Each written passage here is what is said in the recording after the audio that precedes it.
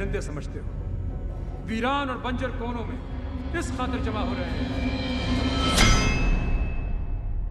The first Iron Man movie is about the death of Tony Stark. As a matter of fact, in the first scene itself, our protagonist dies. By that I mean the personality Tony Stark. In the flashback, we see what Tony has been up till now. A shark that does not swim sinks. That is what his life has been before the Afghanistan incident. Being a genius billionaire playboy philanthropist comes with its perks but also with its burdens. He has to live life a certain way and he does all that. But does that mean he is happy? No. It's suffocating. Unfortunately, there is no way out for him until tragedy strikes. That very instant, Tony Stark dies.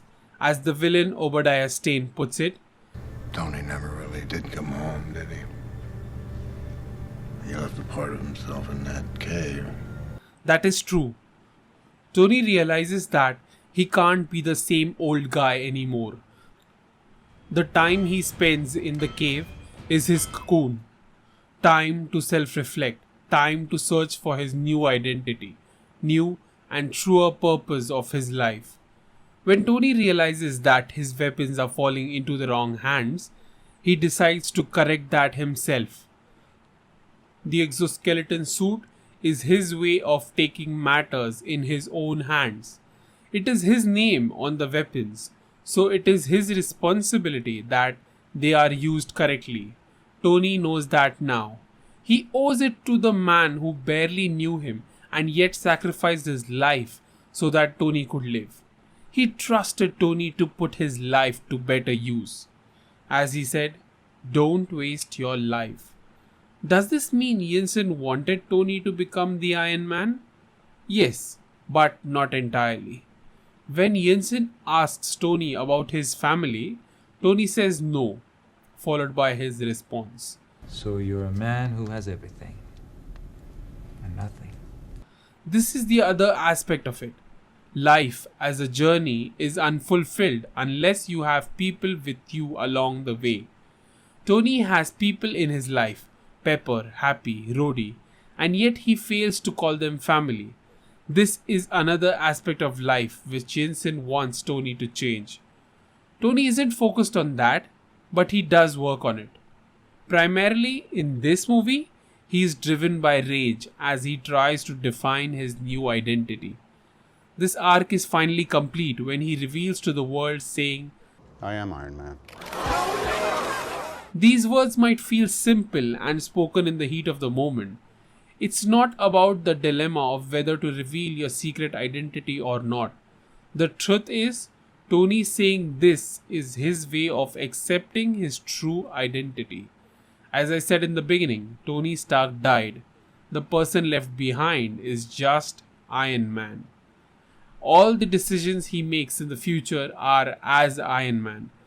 A symbol, a superhero, and eventually an Avenger. Since Iron Man is the introduction of the Marvel Cinematic Universe, it is essential to start with something familiar. That's why you will find the world of Iron Man very grounded and real world like. The side characters, the military, corrupt businessmen, terrorists, etc., are possible to exist in the real world, including the main villain, Obadiah Stane. He must have worked hard to reach the level he has in the movie. Unfortunately, he's not as gifted as the Starks. That's why, despite being a fantastic businessman, he spent most of his life in the shadows of the greatness of first Howard Stark and then his son Tony Stark. So it was obvious for him to do whatever he could to be the CEO of Stark Industries. Even if it means equipping the wrong people with lethal weapons. This is very much possible in the real world. This is what he did and hence had to be stopped. This narrative is essential to make it relatable. The point at which MCU starts diverging from the real world is when Tony becomes Iron Man. You can even call it a nexus event in our sacred timeline that leads to the spawn of the Marvel Cinematic Universe. Now, You might argue that Tony Stark is not the first superhero. So how can he be the one to create MCU? You see, the alternate realities can be created at any point on the timeline. Once that reality exists, it grows over time, not only in the forward direction, that is the future, but also in the other direction, that is the considered past. Hence, even if some events of Captain America, Thor, happened many decades or centuries prior to Iron Man, they happened because of the ripple effect caused by this movie. That's it. I know Iron Man isn't a recent movie to discuss. Still, I feel like doing it. Also, henceforth I'll be making videos like this one for all the MCU installments that have come up till now. So if you feel like adding anything to it, then Tell us in the comments down below.